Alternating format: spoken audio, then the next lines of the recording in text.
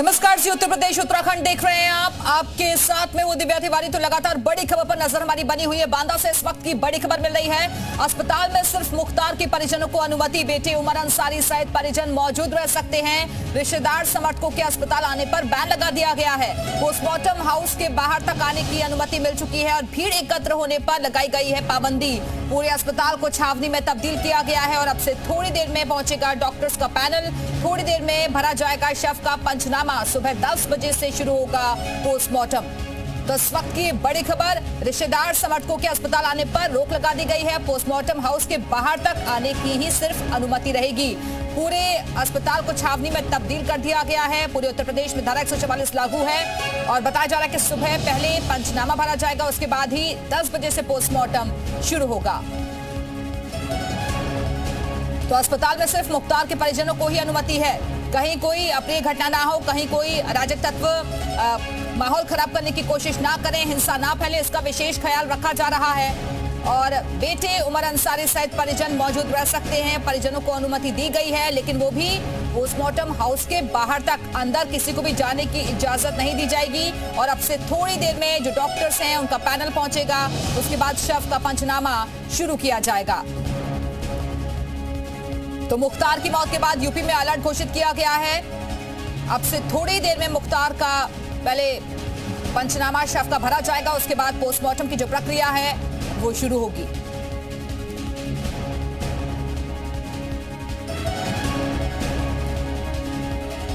और भाई आपको पूरा रूट बता देते हैं, बांदा से लेकर गाजीपुर तक कैसे ये पूरा रूट यहाँ आपको दिखा रहे हैं मैप के जरिए। बांदा टू गाजीपुर 420 किलोमीटर का ये पूरा सफर होगा। बांदा होते हुए फिर फतेहपुर, उसके बाद कौशाम्बी। ये देखिए नजदीक से हम आपको दिखा रहे हैं, पहले बांदा, फिर फतेहपुर, कौशाम्बी, उसके बाद हंडिया, भदोही, वाराणसी, गाजीपुर।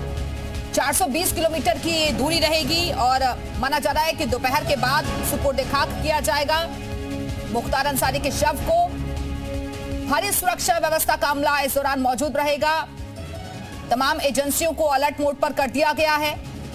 पहले शव का पोस्टमार्टम होगा और उसके बाद इसी रूट के जरिए उसे गाजीपुर तक लाया जाएगा। और इसी खबर पर और ज्यादा बातचीत के लिए हमारे साथ हमारे सहयोगी नीतीश पांडे जुड़ गए हैं। नीतीश, ये पूरा रूट डिसाइड हो गया है कि बांदा से लेकर गाजीपुर तक कैसे लाना है? उधर मुख्तार के बेटे अब्बास अंसारी की तरफ से जो याचिका दाखिल की गई है उस पर भी सुनवाई होनी है।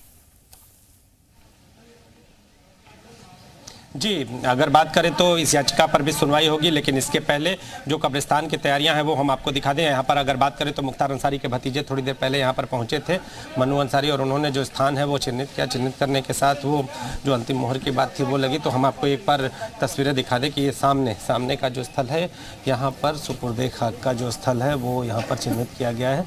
फावड़ा यहाँ पर आ चुका है, मजदूर यहाँ पर आ चुके हैं और लगभग 5 से 6 घंटे का जो समय है वो बताया जा रहा है कि इस पूरी मिट्टी को खोदने में लगेगा, क्योंकि मिट्टी बहुत कड़ी है।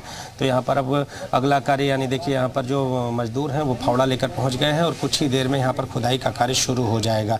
और जिस तरह से प्रशासनिक अमला रूट डिसाइड हो चुका है, प्रशासनिक अमला यहाँ पर मौजूद होगा। और पूरे गाजीपुर में अगर जब ये मुख्तार अंसारी का जब शव, जो अगर बात करें तो जो डेड बॉडी है वो जब प्रवेश होगा गाजीपुर के बॉर्डर में, तब से ही सुरक्षा का जो अमला है वो पूरी तरह से सक्रिय है और उस दौरान और भी सक्रिय हो जाएगा। और जब यहाँ पर पहुँचेगी डेड बॉडी तो उस दौरान कड़ी सुरक्षा व्यवस्था के बीच यहाँ पर डेड बॉडी को ले आया जाएगा। तो हम आपको तस्वीरें दिखा रहे हैं। और ये जो कालीबाग कब्रिस्तान है, यहाँ पर मुख्तार अंसारी के जो परिवार के लोग हैं उनको यहाँ पर दफनाया गया है। यहाँ पर उनके परिवार से जुड़े अन्य लोगों को दफनाया गया है। हम तस्वीरें दिखा रहे हैं, देखिए आपको ये सामने वाली जो कब्र दिखाई दे रही है उनके पिताजी की है, बगल में ये जो छोटी कब्र उनकी माता जी की है। और अगर इसके बाद से अगर बात करें तो माता पिता की कब्र के पास ही मुख्तार अंसारी को भी दफनाया जाएगा। यहाँ पर सुपुर्द खाक किया जाएगा और उसके इंतज़ाम यहाँ पर हो चुके हैं। बाबूलाल जी से कहूँगा थोड़ा और नज़दीक आएँ और भी तस्वीरें हम दिखा दें कि देखिए यहाँ पर ये जो स्थान है, ये स्थल आपको यहाँ पर जो हम दिखा रहे हैं, ये स्थल मुख्तार अंसारी की, अब देखिए ये स्थल है। और यहाँ पर पहले आपको यहाँ पर देखिए ये जो लंबाई है इसको यहाँ पर नापा जा रहा है इस पाइप की मदद से, और कि कितना खोदा जाएगा, जो लंबाई होगी वो कितनी होगी, इसकी मार्किंग की गई है। और मार्किंग करने के बाद जो यहाँ पर ये अगर बात करें तो जो मजदूर यहाँ पर पहुँचे हैं फावड़े लेकर, वो अब खुदाई का कार्य शुरू करेंगे। और जैसा कि यहाँ के जो इस कब्रिस्तान के देखरेख करने वाले हैं वो जानकारी दे रहे थे थोड़ी देर पहले कि 5 से 6 घंटे यहाँ पर लगेंगे। तो अभी अगर थोड़ी देर पहले यहाँ पर साफ़ सफाई का कार्य शुरू हुआ, अब खुदाई का कार्य शुरू होगा। और आप देखिए ये पहली तस्वीर यहाँ पर, ये जो मार्किंग है फावड़े से मार्किंग करने की, ये पहली तस्वीर हम आपको दिखा रहे हैं। देखिए मुख्तार अंसारी की जो कब्र की है, जो जहाँ सुपुर्दे खाक होना है, उस जगह के ये आपको ये मार्किंग की तस्वीरें आप देखिए 6 घंटे यहाँ पर लगेंगे। और यहाँ पर फावड़े से जो मार्किंग है वो यहाँ पर की जा रही है। और जैसा कि हमने बताया था कि जो माता पिता की कब्र है उनके बगल में ही, के पास ही मुख्तार अंसारी को भी दफनाया जाएगा। तो ये आपके सामने एक्सक्लूसिव तस्वीरें, जो फावड़ा है, जो खुदाई का फावड़ा है वो चलने लगा है, जो मार्किंग है वो की जा रही है। और अब कुछ ही क्षणों में यहाँ पर जो खुदाई की प्रक्रिया है, यानी कब्र की खुदाई की प्रक्रिया है, वो शुरू हो जाएगी।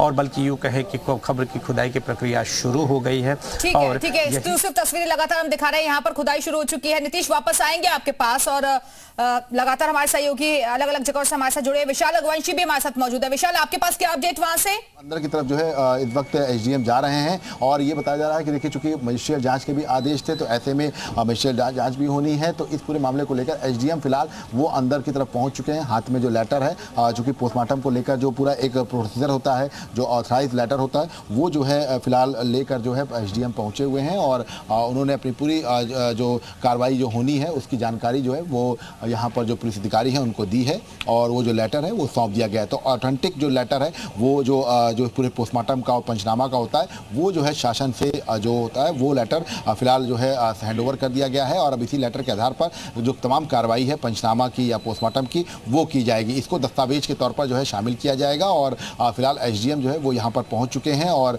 बस इंतज़ार किया जा रहा है उमर अंसारी का।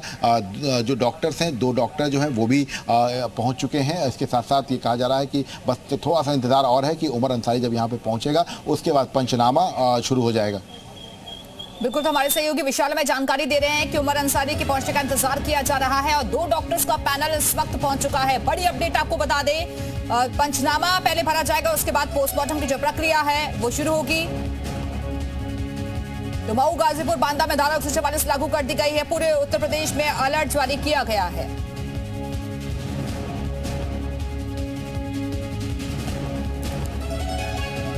तो आपको बता दें कि अब से थोड़ी देर में पंचनामा की प्रक्रिया शुरू होगी, उसके बाद पोस्टमार्टम होगा। और उधर कब्रिस्तान में भी खुदाई शुरू हो चुकी है।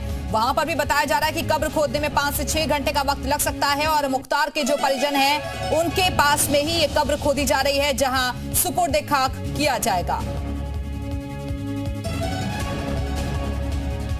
तो एक्सक्लूसिव तस्वीरें आपको दिखा रहे हैं। मुख्तार के कुछ परिजन यहाँ मौजूद हैं, और खुदाई की जो प्रक्रिया है वो शुरू हो चुकी है। यहीं पर मुख्तार के जो परिजन थे, पिता और मां, उनकी कब्र भी बनी हुई है। इसी के पास में सुपुर्द खाक किया जाएगा। ये तस्वीरें आपको दिखा रहे हैं, कालीबाग कब्रिस्तान की तस्वीरें हैं, जहां खुदाई शुरू हो चुकी है।